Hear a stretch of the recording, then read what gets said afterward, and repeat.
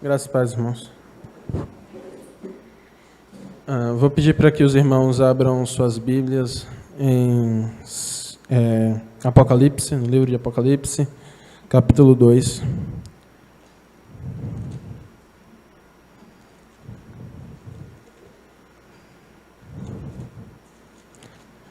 Leremos do versículo 1 ao versículo 7. Quem conseguiu achar, diz amém. Eu lerei os ímpares e a igreja lerá os pares. Ao anjo da igreja em Éfeso escreve: Estas coisas diz aquele que conserva na mão direita as 7 estrelas e que anda no meio dos 7 candeeiros de ouro. Conheço as suas obras, tanto o teu labor como a tua perseverança, e que não podes suportar homens maus, e que puseste à prova os que a si mesmos se declaram apóstolos e não são, e os achaste mentirosos. E tens perseverança, e suportastes provas por causa do meu nome, e não te deixaste esmorecer. Contra ti, que abandonastes o teu primeiro amor. Lembra-te, pois, de onde caístes, arrepende-te e volta à prática das primeiras obras. E se não, venho a ti e moverei do seu lugar o teu candeeiro, caso não te arrependas. Tens, contudo, a teu favor, que odeias as obras dos nicolaítas, as quais eu também odeio. Quem tem ouvidos, ouça o que o Espírito diz às igrejas. Ao vencedor, dar-lhe-ei que se alimente da árvore da vida, que se encontra no paraíso de Deus. Amém.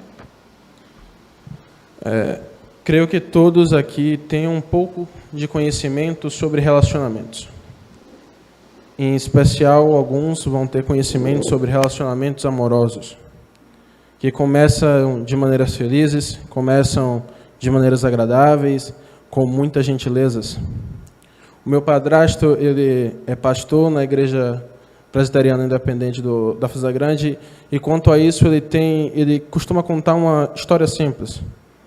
No início do namoro, quando o namorado leva sua namorada na praça e o banco está molhado, ele limpa o banco para que ela sente. No início do namoro, eles andam de mãos dadas e são só sorrisos e abraços. No início do namoro, há uma intensidade nessa paixão, uma paixão real, uma preocupação real. Mas às vezes, e muitas vezes, nós deixamos essa paixão passar, essa preocupação passar, esse amor real, esse amor fiel, com muita vontade de estar lá, com muita vontade de estar junto a essa pessoa. E em partes, é sobre isso que o texto está tratando. Vamos começar com alguns pontos. Quando lemos esse texto, devemos nos remontar ao momento em que está sendo escrito essa palavra. Essa palavra está sendo escrita por João, que está tendo visões sobre o Apocalipse. Essa visão vem num momento muito expressivo da situação dos cristãos. Eles estão sendo perseguidos por Domiciano, o atual imperador, o Nero, rei de vivo. Isso é no ano 90 depois de Cristo. Mais ou menos 40 a 50 anos após os acontecimentos do livro de Atos. Quando retornamos ao livro de Atos, vamos ver o nascimento de alguma dessas igrejas que vão ganhar cartas. Um desses nascimentos é a igreja de Éfeso. Ela nasce no capítulo 19. Peço que os irmãos abram. Atos 19.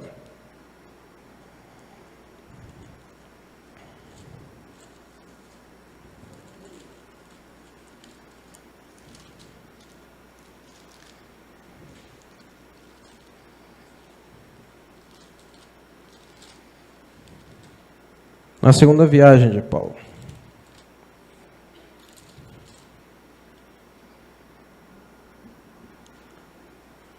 Aconteceu que, estando Apolo em Corinto, Paulo, tendo passado pelas regiões mais altas, chegou a Éfeso, E achando-se ali alguns discípulos, perguntou-lhes: recebeste porventura o Espírito Santo, qual crestes?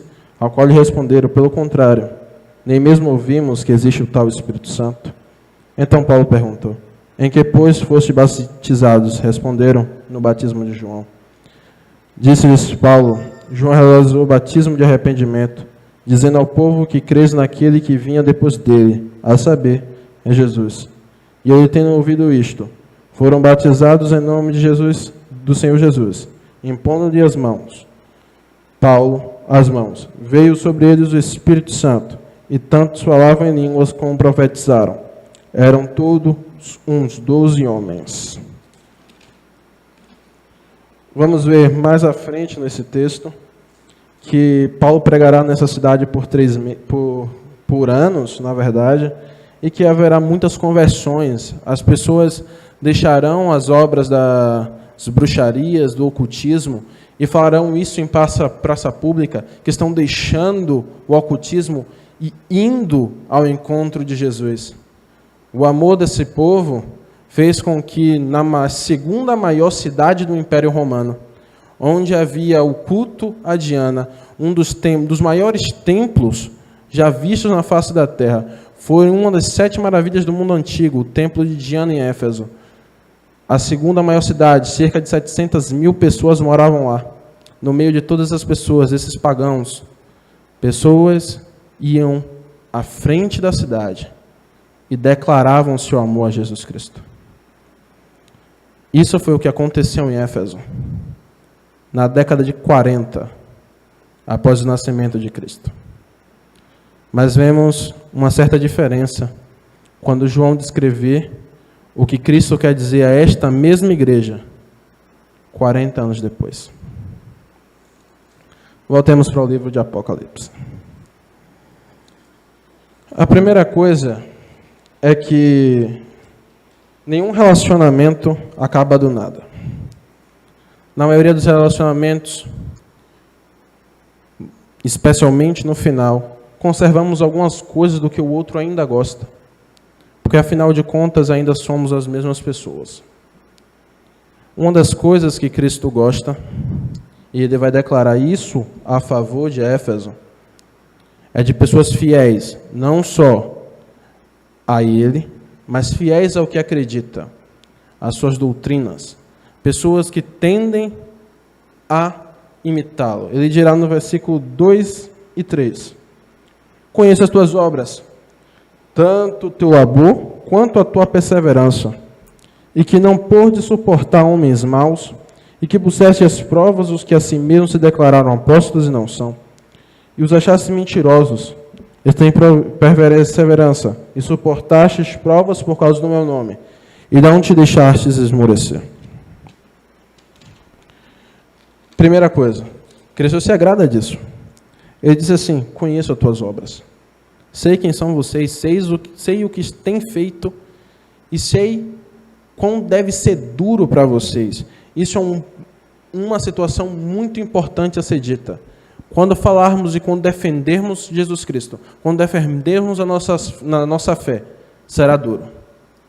Foi duro para eles na década de 90, quer dizer, durante toda a sua caminhada, mas especialmente naquele momento. Estava sendo muito duro, e eles conservaram o que acreditavam.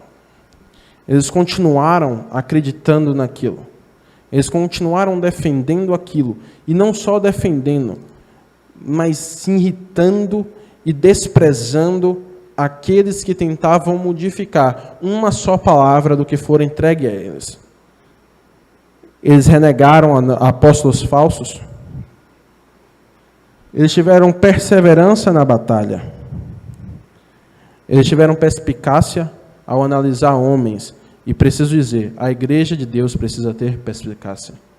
Não podemos simplesmente ouvir o que homens que sabem falar e que falam bem estão dizendo. Precisamos ver se o que eles estão dizendo está na palavra. Aqui diz que eles negaram aqueles que se dizem apóstolos e não eram. Em nosso mundo, há muitos que se dizem apóstolos, literalmente. Mas há muitos que agem como se fossem.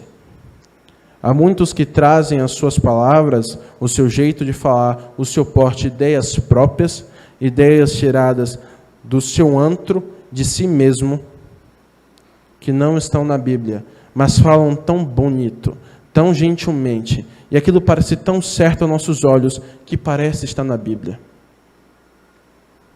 Não aceitem essas pessoas. Recusem. Saiam de perto, afaste-os da fé, do seu conhecimento, porque essas pessoas não são apóstolos. Essas pessoas não vieram trazer uma nova interpretação da Bíblia. Elas vieram mentir, mudar o que foi dito. Nós precisamos perseverar no que foi dito. Dito isso, olhem para o nosso mundo. Querem que neguemos algumas das doutrinas principais, algumas das doutrinas mais reais da Bíblia. Querem que digamos que gays não estão pecando. Querem que falemos que é comum que uma igreja tenha uma pastora.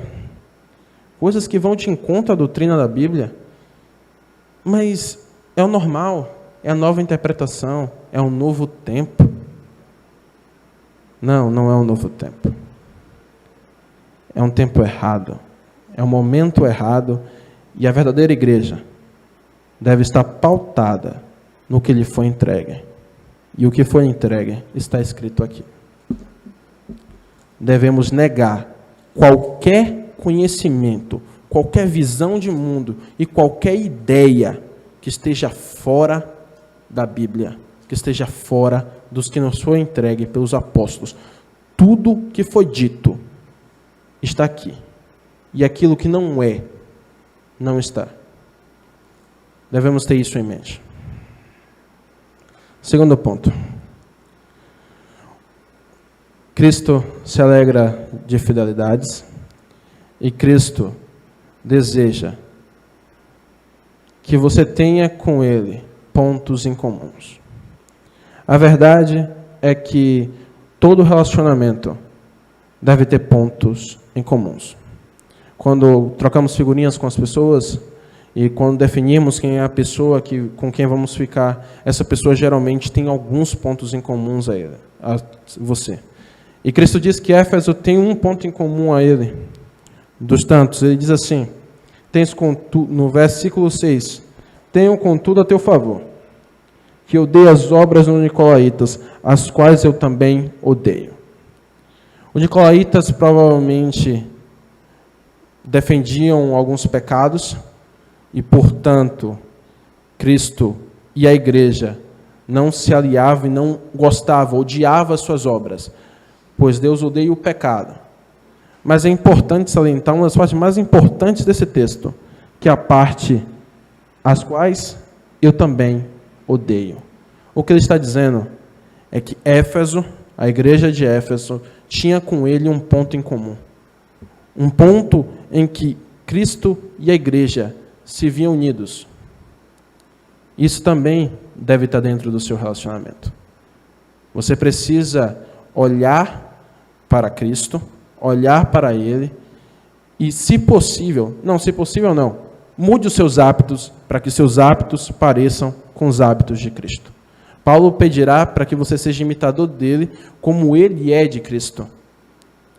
Então precisamos analisar as Escrituras e quem era Cristo, quem foi o Senhor Deus na terra, porque é nele que precisamos nos inspirar, é nele que precisamos ver quais são as características que teremos em comum. Mude a sua vida para cada momento. Você se pareça mais com Cristo. Isso é ser fiel a Cristo. Vejamos. A verdade é que ser fiel, ter pontos em comuns e perseverar na nossa doutrina, tudo isso é certo e tudo isso deve ser feito.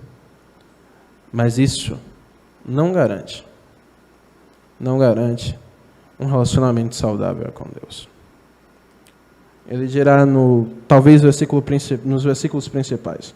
Vamos ler do 4 ao 5.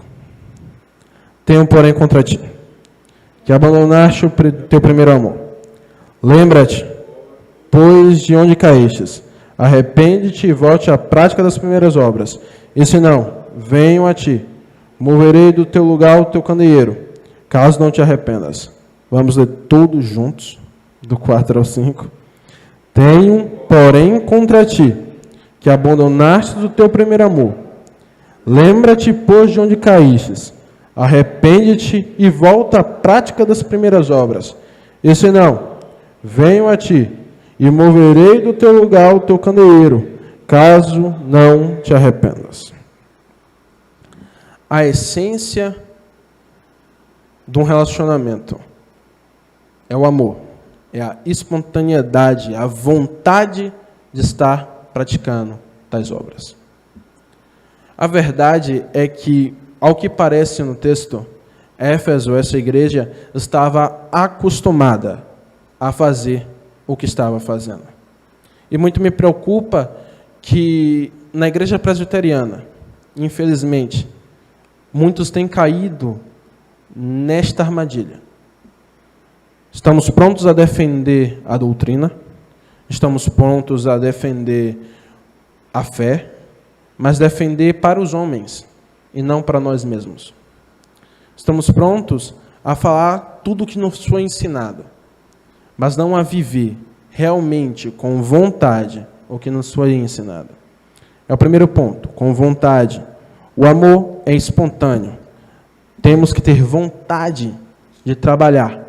Temos que ter esse amor, o amor inicial, o amor que tínhamos não só quando nos convertemos, mas quando começamos a trabalhar com Deus, a vontade de estar ali, no trabalho do Senhor, vir para a igreja, tem que nos incomodar o momento em que nós não podemos estar à presença de Deus. Nós nos incomodamos quando não podemos ver a pessoa amada, nós nos incomodamos quando ficamos meses sem ver um familiar que nos é tão quisto, e nós não nos incomodamos quando, podendo ir para a igreja, ficamos em casa. Isso é um problema. Isso é um problema. Quando você tinha um relacionamento saudável com Deus, quando no início da sua conversão você começou a ter este relacionamento, você não deixava de vir um culto. O novo convertido é uma das peças mais bonitas da igreja. Porque o novo convertido sempre é aquele que faça chuva ou faça sol. Está aqui todo domingo. Mas quanto mais tempo nós passamos na igreja, mais aquilo vira um costume, mais aquilo vira normal a nós, e talvez quando um mínimo problema apareça, nós não venhamos para a igreja. Estamos dispostos a defender o que a igreja prega, mas não estamos dispostos a estar dentro da comunhão. Isso é só uma das obras que você faz no início da conversão. Há também outras obras. E sabe o que Cristo vai dizer? Retorne a elas. Lembre o que você fazia quando sentia amor por Cristo. Aquele amor que te incomodava. Lembre o que você fazia quando sentia isto. E volte a fazer. E volte a fazer. Porque senão, esse relacionamento terá um término. E sabe qual é o término? Cristo vai dizer: senão, venho a ti e moverei do teu lugar o teu candeeiro, caso não te arrependas. Isso é importante, porque isso vai nos fazer retornar ao primeiro versículo desse texto, que dirá assim: ao anjo à igreja de Éfeso, escreve essas coisas, diz aquele que conserva na mão direita 7 estrelas, e é que anda no meio dos 7 candeeiros de ouro. As 7 estrelas são a igreja. Ele tem sob o controle a sua igreja. Mas ele também anda no meio delas. Ele conhece as suas igrejas. Ele conhece qual é a sua igreja. Éfeso será uma cidade que terá vários problemas naturais, em terremotos, em destruições e invasões. Isso causará muitos problemas àquela cidade, que um dia foi a segunda maior do mundo ocidental, e deixará de ser. Mas ele não está falando sobre isso. Ele diz que retirará o teu candeeiro. Perceba, a mesma palavra citada no versículo 1. O candeeiro, um dos 7 candeeiros, ele vai tirar um dos 7 do lugar e arremessar fora.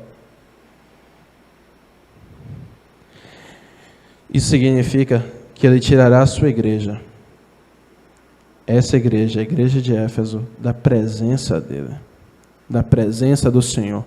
Ele já não mais andará no meio dela, ele não estará mais com ela. Esse é o término. O que deixarão você? O que nós deixaremos? Voltaremos a amar o Senhor da maneira correta, amar o Senhor com vontade de estar com Ele, com vontade de trabalhar para Ele, com vontade e fazendo o que deve ser feito, pois as obras estão explícitas na Bíblia. Lendo a Bíblia você verá o que deve ser feito e assim você pode fazer.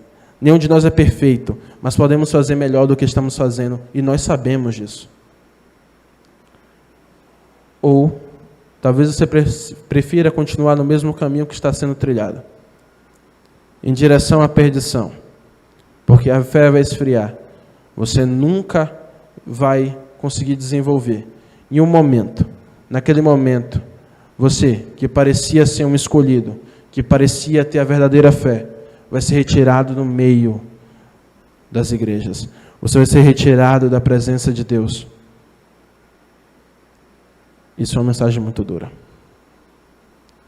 Mas ele diz também o que vai acontecer com aqueles que retornarem ao primeiro amor. Diz assim: quem tem ouvidos, ouça o que o Espírito diz à igreja. Ao vencedor, dar-lhe-ei que se alimente da árvore da vida, que se encontra no paraíso de Deus. Essa é a verdadeira reconciliação. Antes do término, antes que o pior aconteça, volte às primeiras práticas, volte ao primeiro amor, volte ao que Deus quer de você, que é aquele amor verdadeiro, não aquela mínima vontade de cumprir o seu domingo. Não vir à igreja domingo porque é interessante, porque eu estou acostumado a vir. Não a falar de Deus meramente quando você pode, ou quando a necessidade está ali, você está conversando com outro cristão também. Volte a fazer a primeira obra, falar do que você gosta. E se você gosta de Deus, se você ama Deus, você fala dele. Você vive com Ele, você convive com Ele, você ora, você lê a Bíblia. Isso faz parte do primeiro amor. Colocá-lo em primeiro lugar na sua vida. Não faça de Deus um costume na sua vida. Deus não é um costume. Não. Ele é um ser, Ele é o nosso Redentor, Ele é o nosso Criador e Ele exige que o ame. Ame de verdade. Ame como você amava. Ame talvez como você nunca amou. Seja verdadeiro em seu amor. Porque ao vencedor, Ele dará da árvore da vida, que está lá com Ele na cidade santa. Ao vencedor, o vencedor estará na presença de Deus. O vencedor verá o paraíso. E o vencedor é aquele que conserva o primeiro amor. Vamos orar, irmãos. Senhor maravilhoso Pai, sabe onde temos errado, Senhor. Sabe onde temos falhado. Aponta isso em nós, Senhor. Aponta isso, em que momento não temos conservado o primeiro amor. O que deixamos de fazer e que o Senhor se agradava que nós fizéssemos. Senhor, aumenta esse sentimento, faz queimar em nós vontade de estar com o Senhor, a vontade de amá-lo verdadeiramente. Cuida de nós, Senhor. Cuida do teu rebanho. Cuida da tua igreja. Senhor, nos faz a noiva, a boa noiva, a noiva que o Senhor deseja. Faz da tua igreja uma boa igreja, que esteja sempre no trabalho e nas primeiras obras, que conserve a tua doutrina, que não se esvá por qualquer doutrina vã, defenda a tua fé, mas acima de tudo, que ame ao Senhor, ao Redentor, ao Criador. Senhor, nos abençoa e nos guarda. Em nome do nosso Mestre e Salvador Jesus Cristo. Amém.